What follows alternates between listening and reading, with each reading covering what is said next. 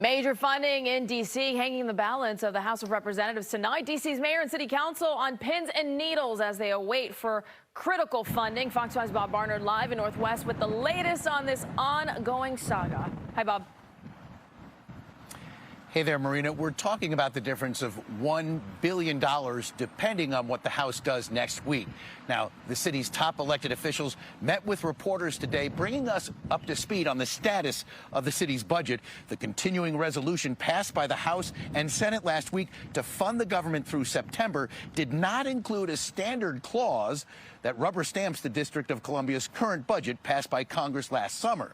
The Senate, in a bipartisan vote, added that provision last Friday, but the House has not done that and is currently on recess until next week. So D.C. officials say they're coming up with contingency plans to cut $1 billion worth of manpower and services, the difference between last year's and the current fiscal year's budget, should the House fail to follow the Senate's lead. These are local dollars. These are not federal dollars. That the cuts that the continuing resolution would have doesn't benefit the federal government in any way.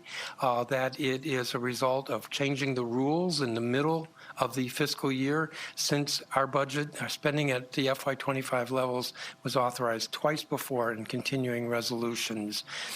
So the cuts, if we were to have to make them, would be very, very difficult to make, if not devastating. But that our operations are able to continue while we work with the House to ensure passage of this second bill.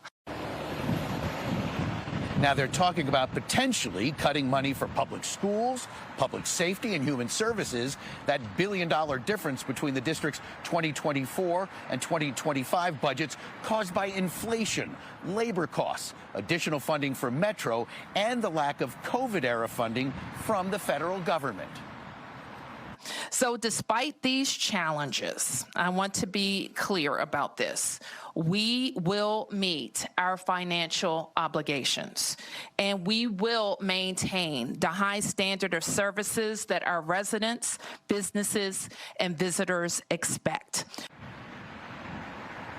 So any talk of potential budget cuts is just that. It's all hypothetical at this point. We'll know for sure when the House gets back into session next week. In the meantime, city officials are putting it out there that, yes, President Trump and House Speaker Mike Johnson are on the city's side in this dispute, guys.